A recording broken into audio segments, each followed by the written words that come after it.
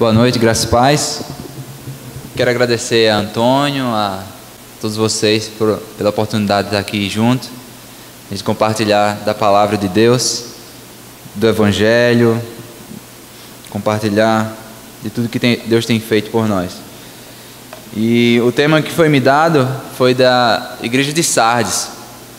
E a gente vai aprender um pouco hoje sobre essa igreja, o que Jesus falou na carta, né? O que a gente vai trazer de lição para as nossas vidas hoje. Quero convidar você a abrir a sua Bíblia em Apocalipse capítulo 3.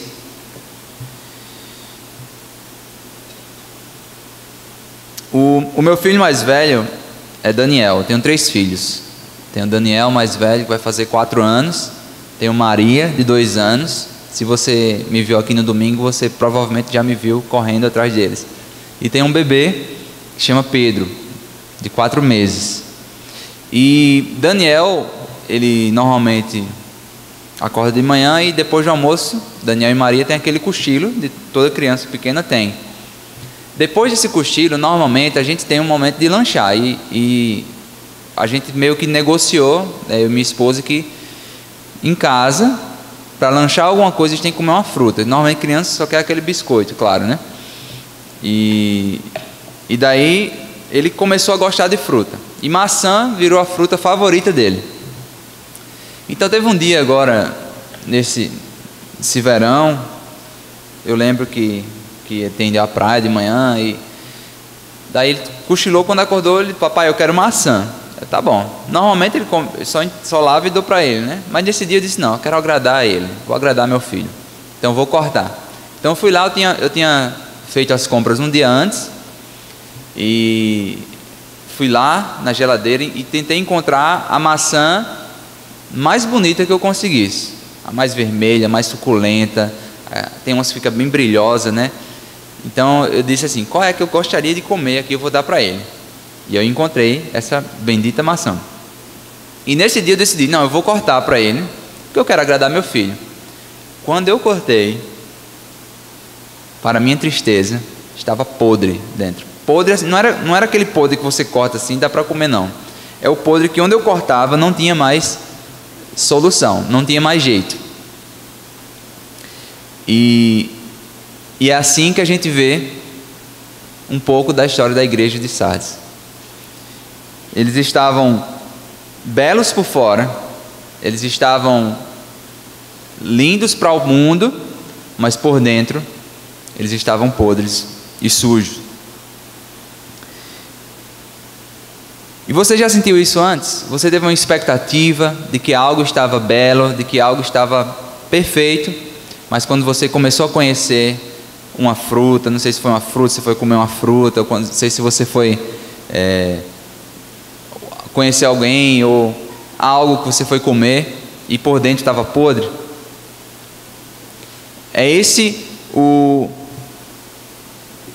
Essa reflexão que eu quero trazer aqui sobre a igreja de Sardes. Agora, diferente de nós, Jesus, que é o Senhor da igreja, ele conhecia muito bem a igreja. Ele conhecia muito bem e conhece cada um de vocês aqui hoje, e a mim também. Para a gente entender um pouquinho da igreja de Sardes, a gente precisa entender um pouquinho da cidade. A cidade era num lugar alto, a cidade era protegida por muros, era fortificada. Ele era a capital da Lídia, onde tinha o grande rei Creso. Foi conhecida por sua riqueza, foi conhecida por sua força. Por causa dos seus muros inalcançáveis, eles começaram a se tornar orgulhosos. Eles começaram a pensar: ninguém pode atacar mais a gente aqui. E de fato, a cidade nunca foi vencida por combate. Só que, em mais ou menos 529 a.C., o grande estrategista, o rei Ciro, invadiu, cercou na verdade a cidade. E como eu falei, eles nunca foram atacados por combate, a cidade. Mas o rei Ciro começou a estudar a cidade. Ficou 14 dias acampado do lado de fora dessa cidade. E depois desses 14 dias ele enviou um soldado que penetrou pelos muros de noite. Ele penetrou pelos muros da cidade e ele encontrou todos dormindo. Por causa do seu orgulho, da sua prepotência de que ninguém nunca iria alcançá-los. Obrigado. Esse soldado encontrou todo mundo dormindo lá, foi lá, abriu os portões da cidade e Ciro conquistou na surdina da noite a cidade. Então eles entenderam muito bem o que Jesus dizia: seja vigilante, senão eu virei como um ladrão. Vamos ao texto? Apocalipse 3, 1 ao 6. Ao anjo da igreja de Sardes escreve: isto diz o que tem os 7 Espíritos de Deus, as 7 estrelas. Conheço as tuas obras. Tens o nome de que vives, mas estás morto. Sê vigilante, confirma o restante que estava para morrer, pois não tenho achado as tuas obras perfeitas diante do meu Deus. Lembra-te, pois, do que recebeste e ouviste, e guarda-o, e arrepende-te.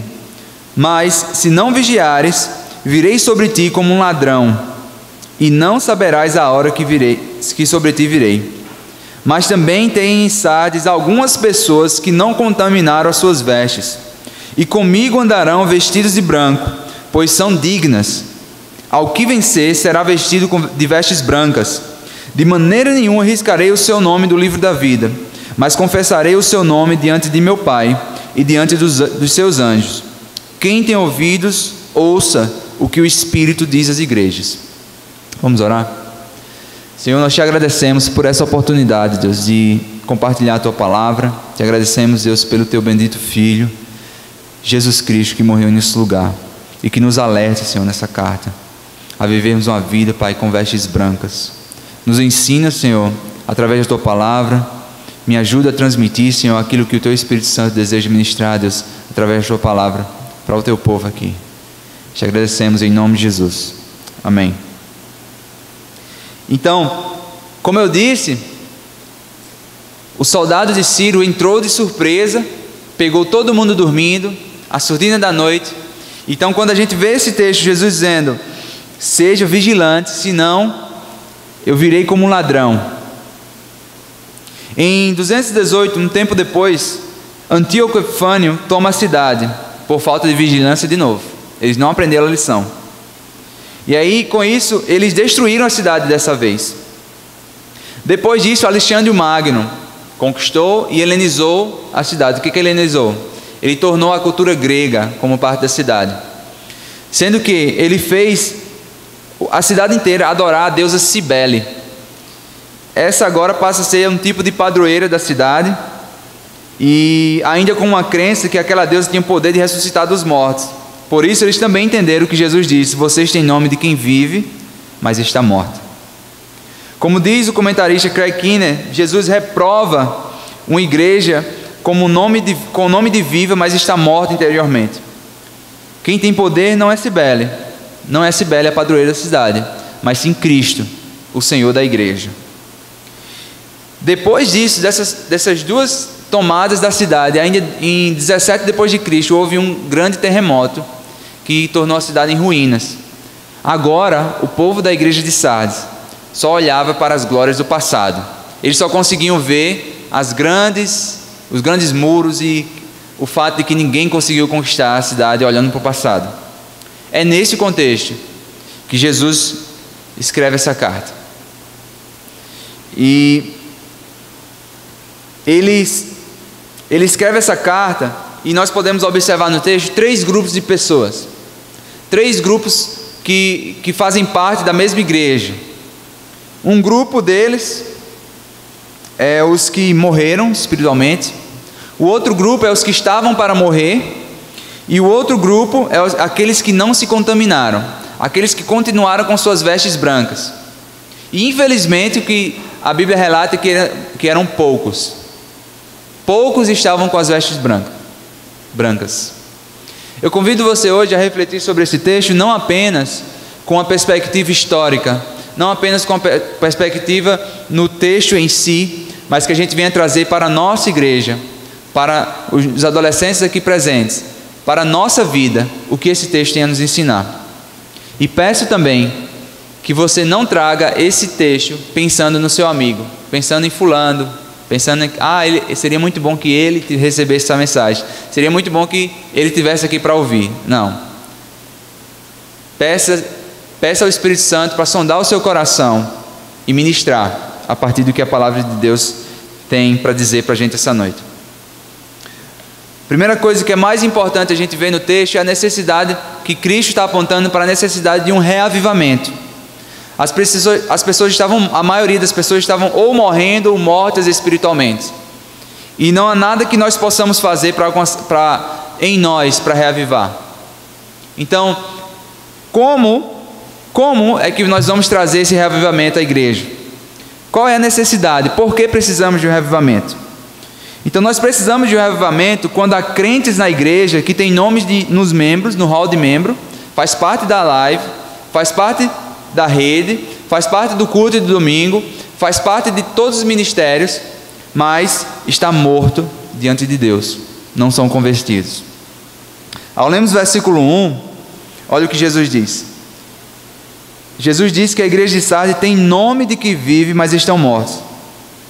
Isso acontece quando uma igreja tem reputação, tem grande nome, é reconhecida diante das pessoas, as pessoas olham para a igreja como, olha, eles fazem muitas coisas boas, até o Estado reconhece. Aquela igreja ali faz ações sociais, essa igreja é reconhecida por suas ações, faz o bem, e até as pessoas olham como uma igreja avivada, mas na verdade, Jesus com o seu olhar que perscruta tudo, que consegue ver tudo por dentro, que nada se esconde aos seus olhos, Jesus olha para essa igreja e chama de morta.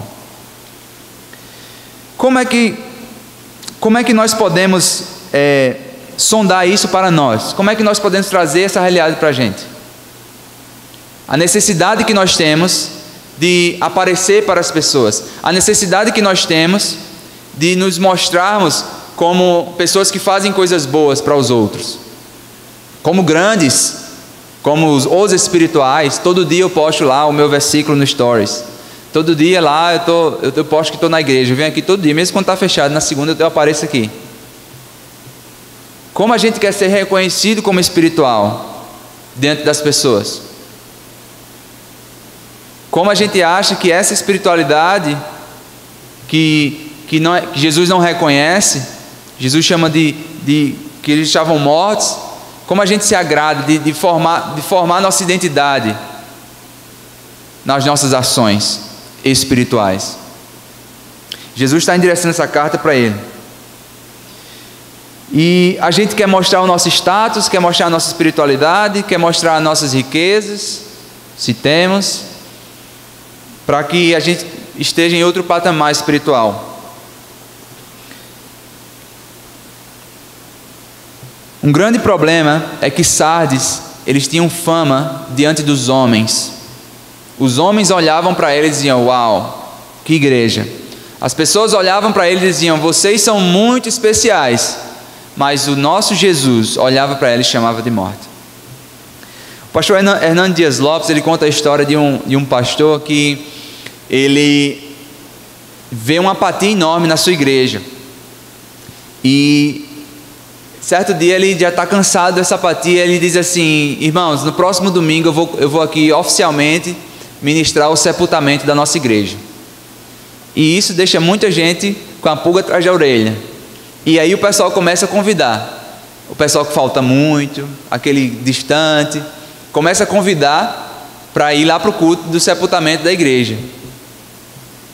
E não é que quando eles chegam nesse culto no domingo, tem um caixão do lado do púlpito, e o pessoal começa a ficar espantado, já fica achando estranho. E o pastor seriamente, solenemente, no momento do culto, ele diz assim, irmãos, agora vamos fazer o sepultamento oficial da igreja, e eu quero convidar vocês para se levantarem e prestar suas condolências para o defunto. Eu vou abrir aqui o caixão. Ele ia lá, abriu o caixão, virado para o pessoal. Então os irmãos vinham, olhavam o que tinha dentro do caixão, sentiam um impacto muito grande e saíam tristes pelo outro lado. Muitos, quase todos vieram e fizeram isso. Na realidade, o que tinha dentro desse caixão era um espelho. E eles entenderam que quem estava morto espiritualmente eram eles mesmos. E eles precisavam desse reavivamento espiritual. Essa reflexão é o que nós queremos fazer hoje. Eu quero convidar você a pegar a palavra de Deus como um espelho na sua vida e deixar ela guiar, ela direcionar a sua conduta, ela direcionar quem você é e ela mostrar quem você é.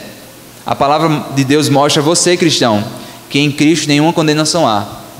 Mas você, se você estiver nessa situação de Sardes, fazendo coisas boas, mas que não entendeu ainda o Evangelho, você precisa ver o seu pecado e a sua sujeira. O Evangelho precisa transformar a sua vida. Então, existe uma necessidade de reavivamento também quando eu falei agora dos mortos, os crentes mortos. Agora, quando existem crentes que estão no CTI, que estão para morrer. O versículo 2, ele fala: ser vigilante, confirma o restante que estava para morrer, pois não tenho achado as tuas obras perfeitas diante do meu Deus. E quando ele menciona os que estavam para morrer, a primeira coisa que nós vemos aqui é que o mundanismo invadiu a igreja. Eles estavam se conformando com o mundo. Eles estavam aceitando que o mundo ditasse as coisas dele. Quando o pecado se torna tolerável, quando o pecado não incomoda, quando o pecado não mais constrange a gente se torna apático. O pecado se torna algo natural, porque ele é como se fosse um parasita. Isso acontece nos Estados Unidos muito forte hoje, e eu acredito que traz reflexo no Brasil. O pastor Daryl Miller falou de uma pesquisa feita com americanos evangélicos, cristãos, que 80% deles, os solteiros, estão tendo relações sexuais fora do casamento. 80% dos americanos evangélicos estão tendo relações sexuais fora do casamento. O que isso diz sobre a igreja brasileira? Você acha que isso é diferente? Para você ter uma ideia, os não evangélicos pesquisados são 88%. 80% são cristãos, e 80% dos cristãos fazem isso. E nos não cristãos, 88%. Não é muito diferente. Essa apatia é porque o mundanismo entrou dentro da igreja. A igreja deixou de ser sal. A igreja deixou de ser luz. A igreja deixou de iluminar e começou a aceitar as regras, os padrões mundanos dentro dela. E o que a Bíblia chama de pecado, as pessoas dentro da igreja chamam de falha, de somente um errinho. Ah, mas é uma mentirinha. Ah, mas é só pequeno. Paulo, ele escreve no final do capítulo 5 de Romanos, ele escreve que onde abundou o pecado, foi que aconteceu com a graça? Ela superabundou. E muita gente, por causa dessa ideia, esse mundanismo, essa mentalidade mundana que entrou na igreja, entende a graça de Deus como um passe livre para a prisão. Eu estou aqui no pecado, eu estou preso em pecado, as consequências do pecado, então eu preciso da graça agora. E aí eu vou me libertar. Não sei se vocês conhecem, mas tem uma dupla de cantoras, é Simone e Simaria. Muito, muito conhecida hoje em dia. São muito carismáticas e tem feito um sucesso enorme no Brasil. Em uma das suas músicas, que se chama Regime Fechado, elas escrevem essa letra. É a história na música, é a história de um homem e uma mulher que tem um caso. Os dois são casados, a mulher e o homem, cada um com seu respectivo cônjuge. Cada um é casado, mas eles têm um caso e eles se apaixonam. E a frase diz assim da música: eu largo esse cara, a mulher falando do marido dela, você larga essa mulher, da sua esposa, e a gente vai viver a vida como Deus quiser, sem dar satisfação da nossa relação. E essa música tem sido pregada, tem se tornado top hits em rádios e difundidas. Se você for olhar o resto da letra, ela fala sobre que eles querem um regime fechado porque eles querem ficar na mesma cela, porque eles foram presos por um caso de adultério, e está descarado na letra lá. Mas o que eu quero trazer para você é a mentalidade, é viver a vida como Deus quiser, sem dar satisfação. Já viu já no hashtag do pessoal no Instagram? Deus no comando?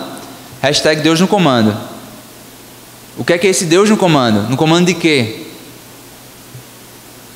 E a gente tem que refletir sobre isso. E a gente tem aceitado essas ideias que são contra as verdades da palavra de Deus. Deus é soberano sobre todas as coisas, e Deus é santo, e Deus é puro. Por isso nós temos Cristo. Por isso que Cristo veio ao mundo. Senão não teria necessidade de Cristo vir. E Paulo continua, ele não para no final do Romanos 5. Ele continua com Romanos capítulo 6, versículo 1 e 2, ele diz assim, que diremos, pois? Permanecemos no pecado para que a graça aumente? De modo nenhum. Nós estamos mortos para o pecado. Como viveremos ainda nele? Nós devemos viver uma vida de inconformados do mundo. Nós não podemos estar satisfeitos com isso. O pecado deve nos incomodar. Existe uma necessidade urgente de arrependimento. Não é remorso, não é só chorar. Arrependimento vem o sentimento de tristeza pelo pecado, mas também de mudança de atitude. Ele é acompanhado por isso. Muitos de nós ficamos tristes, mas nós não abandonamos a prática. E lembrando aqui o que a gente discutiu alguns meses atrás sobre o livro de Kevin DeYoung, Brecha em Sua Santidade, né? Ele fala que a nossa santificação não vem de nós mesmos. A sua mudança de atitude no arrependimento não vem de você mesmo. É a graça de Deus que o capacita a isso. Então nós dependemos da graça até para nos arrepender. Não vem de nós. Nós vimos então os mortos espirituais. Nós vimos os que estavam para morrer. E eu peço que você fique analisando a sua vida nesse momento. A minha vida. O que veremos agora então é sobre a integridade diante de Deus. Qual é a sua importância para a igreja? Na necessidade de um avivamento, há necessidade quando há crentes com atividades na igreja, mas levam a vida sem integridade. O versículo 2 ainda diz: não tenho achado íntegras as tuas obras aos olhos do meu Deus. Talvez as obras dessas pessoas da igreja arrancavam aplausos do mundo, arrancavam aplausos das pessoas, mas o Deus, o Jesus da igreja, o Senhor da igreja não estava feliz com as práticas dele. Nós corremos esse mesmo perigo, irmãos. Nós corremos essa mesma tentação, temos essa mesma tendência de querer ser reconhecido por pessoas. Como é cruel o púlpito em relação a isso. Do tapinha nas costas, ou púlpito, ou tocar aqui em cima. É muito difícil isso. Nós temos que ir para a cruz. O final de pregação a gente tem que voltar e dizer: Senhor, é tua graça. Terminou de cantar, dizer: Senhor, é para o Senhor isso aqui. Está um lugar onde você estuda, você está sendo colocado em um pedestal. Comece a invocar a graça de Deus. Deus, eu não estou aqui porque eu consegui somente, mas por causa da tua graça. Comece a lembrar de quem fez isso por você. Não aceite glória. A glória é para Deus. Ele é o único digno de glória e louvor. Então nós muitas vezes nós queremos impressionar as pessoas pela grandeza das coisas que estamos fazendo. No caso de adolescente, o que é que a gente tem a tendência? Você tem que ter um curso, escolher um curso que vai ter um status para as pessoas. Você vai ter que escolher medicina ou direito. Você vai ter que escolher fazer algo que é reconhecido pelas pessoas e vão olhar: uau, muito bem. As escolas, muitas escolas até cristãs, estão entrando nesse mercado onde o Enem é que vai dizer quem você é. Estude para você o quê? Ser alguém na vida. Estude para você ser alguém na vida. Nós temos que dar um basta a isso. Você é alguém na vida. Você é a imagem e semelhança do Deus que criou todas as coisas.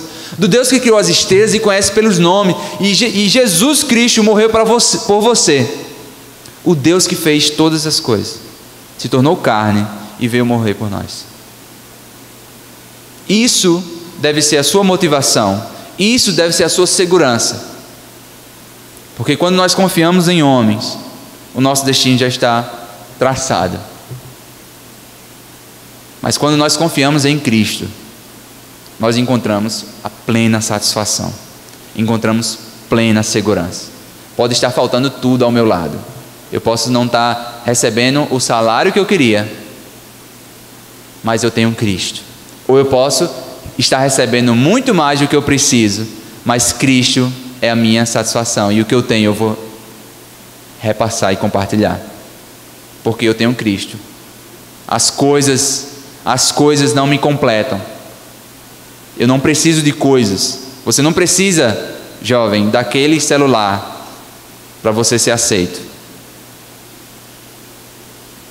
Você não precisa de ter aquela roupa para as pessoas começarem a olhar para você. O Deus de toda a terra está olhando para você agora, e Ele basta. A igreja precisa reavivar para não morrer. Nós falamos desses grupos de crentes agora, e nós vamos continuar falando agora sobre a necessidade do reavivamento. Mas existe necessidade do reavivamento quando há crentes no seu meio contaminando-se abertamente em práticas mundanas. Nós vimos o perigo das práticas mundanas. Nós vimos que o pecado, sem ser confessado, ele se torna um parasita, e nós começamos a nos tornarmos apáticos a ele. A gente começa a não responder mais ao arrependimento, porque ele já consome. E mais uma vez o pastor Hernandes Dias Lopes diz: se você não tem prazer nas coisas de Deus, se você precisa aos banquetes do mundo para abastecer a sua alma e encontrar alegria e satisfação, questione a sua salvação. Se o que lhe dá satisfação não é Deus, não é as coisas de Deus, não é a palavra de Deus, não é a sua graça, questione. Se você tem mais satisfação em buscar no mundo, questione. Questione. Se arrependa. Peça que o Espírito Santo venha habitar dentro de você, e a graça dele venha trazer arrependimento. A igreja de Sardes não se tem registro de perseguição, não se tem registro de grandes heresias, não se tem registro em seu meio disso.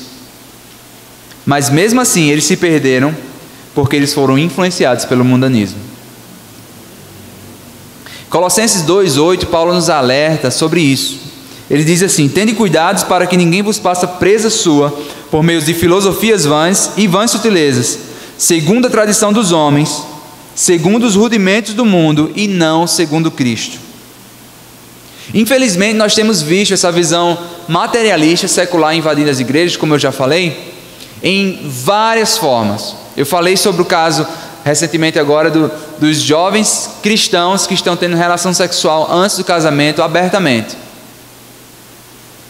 E muitos vêm falar: ah, mas a carne é fraca.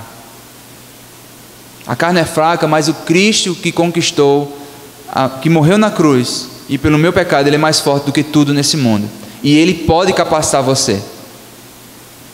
Você dizer que a carne é fraca, muitas vezes está dizendo que Cristo não consegue lhe ajudar nessa tentação, e Cristo consegue tudo. Cristo é a sua fonte, Cristo lhe ajuda no escape, Cristo lhe dá forças. Somente Ele, não é sua atitude. E a gente vê, por exemplo, questões de divórcio no mundo. Os cristãos, hoje está mais ou menos no Brasil, a questão de divórcio, 50% dos casamentos estão chegando a divórcio, mais ou menos. Dentro da igreja, quase a mesma porcentagem. Quando a gente fala de filhos, por exemplo, esse é um assunto que está mais à tona para mim, porque eu tenho filhos pequenos.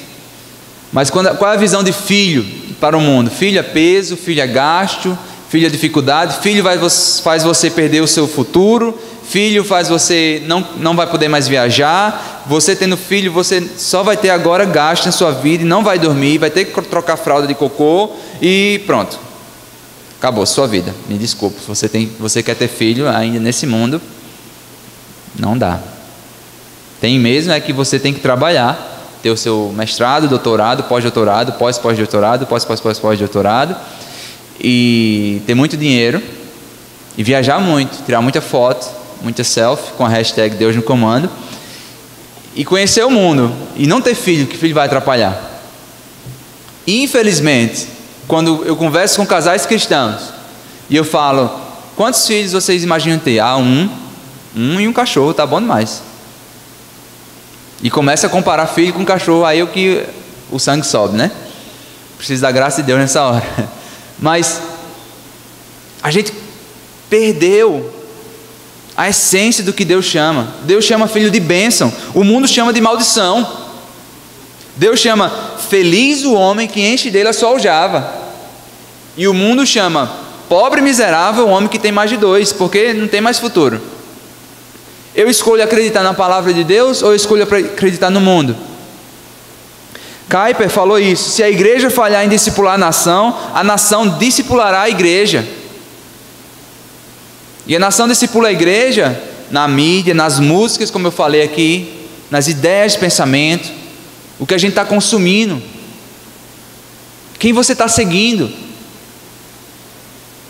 Uma vez eu vi o pregador Paul Washer falando: deixa eu ver o teu celular, quem você está seguindo, quem você está escutando. Essa pessoa fala de Cristo, com quem você está andando? Cristo é a pedra preciosa para essa pessoa? E nós temos que ter esse valor e essa essência nas nossas vidas. O que então precisamos o que é que a gente precisa fazer em relação a esse reavivamento? Jesus nos dá algumas ordenanças no texto. Ele dá 5 imperativos que a gente vai observar aqui. No versículo 2, a gente vê 2 imperativos, é assim: esteja vigilante. O outro é: consolide os que estavam para morrer.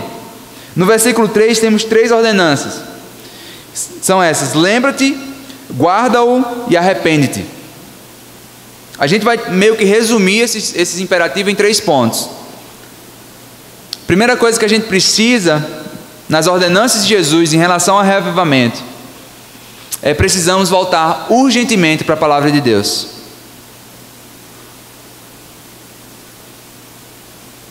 A gente precisa parar, desligar o celular e se debruçar nessa palavra. A gente precisa parar, desligar a Netflix. Quantos, eu não vou nem pedir para levantar a mão, tá? Mas quantos de nós conseguem assistir uma temporada em uma semana? Facilmente. E deixa a Bíblia guardada. E quando a gente vai ler um capítulo, dói o olho, dói a vista, dorme, acorda.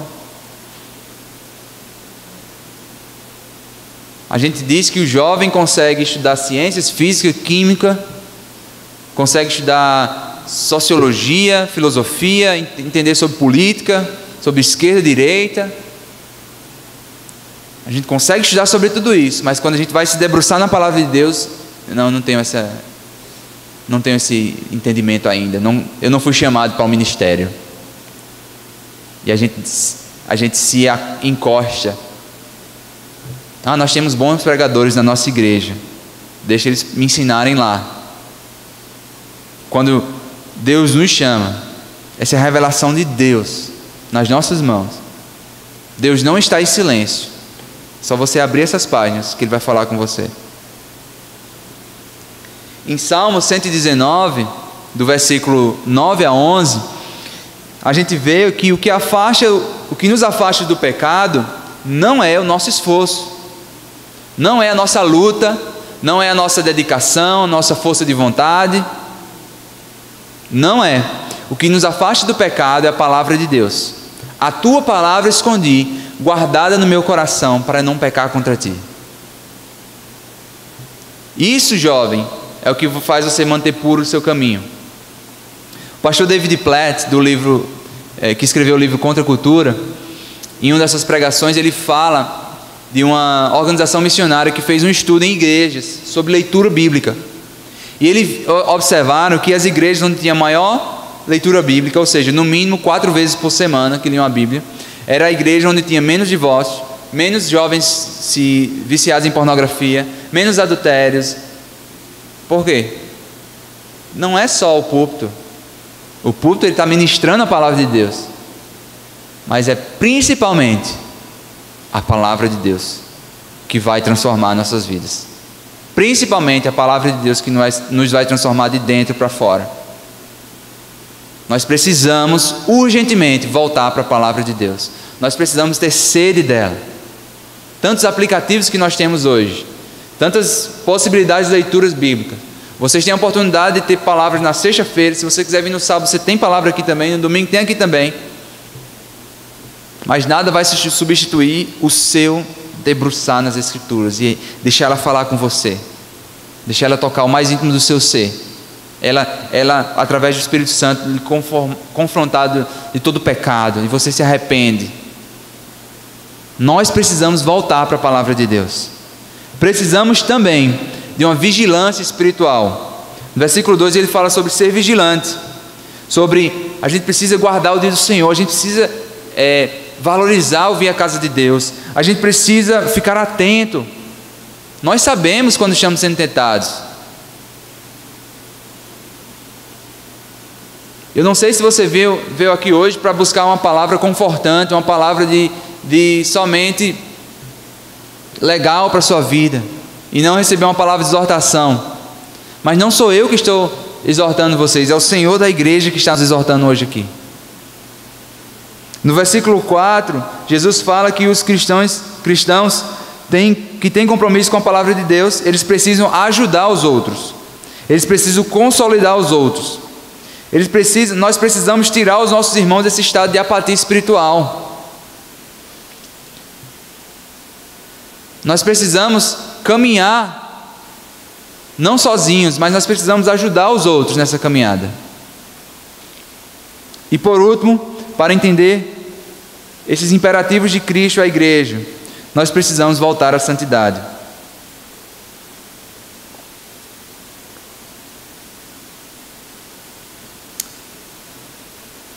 Jesus, no versículo 4, ele diz: poucos que não contaminaram as suas vestes. A gente tem a tendência de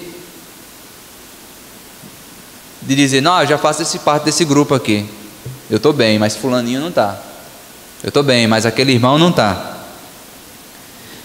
Eu quero chamar ao arrependimento. Nós precisamos voltar ao arrependimento e dizer: Senhor, tem misericórdia de mim.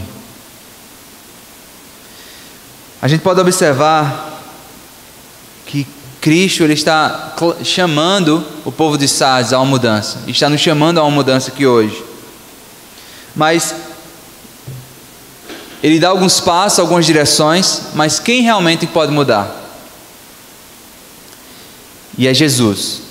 Jesus é quem consegue, o único que consegue reavivar a igreja, e é Ele que nós devemos clamar. No versículo 1, nós vemos Jesus dizendo: eu conheço as tuas obras. Jesus conhece as tuas obras. Jesus conhece as minhas obras. Jesus conhece o que você tem feito. Talvez os seus familiares não saibam, não conheçam as suas obras. Talvez os seus amigos mais íntimos não conheçam as suas obras. Mas Jesus conhece. Nós estamos, de acordo com a expressão em latim, na época da reforma, nós estamos corandel. Nós estamos diante da face de Deus todo o tempo. Talvez a sua máscara pode ser muito grossa. Talvez você consiga disfarçar bastante. Mas Jesus vê. Jesus conhece as tuas obras e as minhas. Jesus olha, falando das outras igrejas, Jesus olha para Esmirna, que era muito pobre, era muito sofrida, e Jesus olha para ela e diz: você é rica. Jesus olha para a grandeza de Sardes, que tem um grande nome, e a chama de morta. Jesus olhou para a igreja riquíssima de Laodiceia e a chama de pobre. Como é que nós podemos entender isso? Somente Jesus, Ele consegue ver de dentro para fora. E Jesus também Ele consegue ver os que estão com as vestes brancas, os remanescentes. Como diz o comentarista William Hendrickson, em relação aos remanescentes, ele diz assim: Deus sabia exatamente quem eles eram, quem e o que eram. Ele conhece os que são seus. Eles eram como luz brilhando no meio das trevas. O que é que Jesus conhece sobre você? O que é que Jesus conhece sobre a sua vida? Ele conhece um cristão que se entrega a essa graça, arrependido? Ou ele conhece uma pessoa bonita por fora e suja por dentro? No verso 1, implica que está dizendo que Jesus é o dono da igreja. Ele diz que Jesus tem as 7 estrelas da sua mão. Isso implica que a igreja é dele. Ele tem zelo por ela. Ele cuida da igreja. Ele que levanta a igreja. Ele que restaura a igreja. Ele que transforma a igreja. É somente Cristo que faz isso. No versículo 1 também nós vemos que ele tem o poder para reavivar essa igreja. Ele fala que sobre os 7 espíritos, afirmando que ele tem todo o poder. Se você é salvo, você tem o Espírito Santo de Deus. E existe uma grande diferença entre possuir o Espírito Santo de Deus e ser possuído por ele. Existe uma grande diferença em ter o Espírito residente e ter o Espírito presidente na sua vida. Quando o Espírito de Deus sopra, a igreja que é morta, ela se levanta. Ele tem todo o poder. E por fim, nós vemos na necessidade do reavivamento da igreja, que Jesus, ele promete bênçãos para os que permanecem. No versículo 5 ele diz: o vencedor será vestido de branco. E notemos que Jesus não promete salvação para aqueles que não estão com suas vestes limpas. Jesus não promete isso. Jesus promete salvação aos que estão de vestes brancas. Jesus fala para os que estão de branco, ele diz assim: de modo nenhum apagarei o seu nome. Cristo vai confessar o nome deste diante do Pai. E o verso 6 ele finaliza: quem tem ouvidos para ouvir, ouça o que o Espírito diz às igrejas. Portanto, irmãos, eu quero finalizar essa noite dizendo: certifique-se que você entendeu o precioso Evangelho de Jesus Cristo. O Evangelho que pega homens como Paulo. Se você for olhar em Filipenses 3, ele dá todo o seu currículo. Ele diz de onde ele vem, que isso para muita gente é para aplaudir, é para colocar em pedestal, é para separar. Ele pega esse homem Paulo, e ele mesmo diz sobre o seu currículo, ele diz: eu considero tudo isso perda, por causa de quem Cristo é para mim. Ele não está dizendo que você deve deixar de estudar, deixar de trabalhar, deixar de tentar ser o melhor, não. Ele quer chegar num nível, você e eu, a gente chega num nível onde tudo isso não vai mais importar, pela realidade de Cristo, a realidade de quem Cristo é para mim e por você. Certifique-se de que o que você procura é a glória de Deus, e não parecer grande diante dos homens, pois assim como a maçã que eu falei do meu filho no começo, você pode estar bonito por fora e sujo por dentro. Eu convido você hoje a se apropriar da graça de Deus, a graça de Jesus que se tornou podre, se tornou sujo, se tornou maldito em nosso lugar, para que você e eu fôssemos chamados benditos de Deus. Se você entendeu esse Evangelho da graça, você vai perseverar, você vai continuar com suas vestes brancas, você vai permanecer até o fim. Se você entendeu esse Evangelho de Deus, você não vai buscar satisfação nas pessoas, você não vai buscar sua satisfação nos prazeres do mundo, você vai buscar sua satisfação em Cristo. Que o Evangelho te traga o arrependimento, que o Evangelho te faça chegar diante de Deus naquele dia com as vestes brancas. Quem tem ouvidos para ouvir, ouça o que o Espírito diz à igreja essa noite. Deus te abençoe. Vamos orar? Vamos ficar em pé.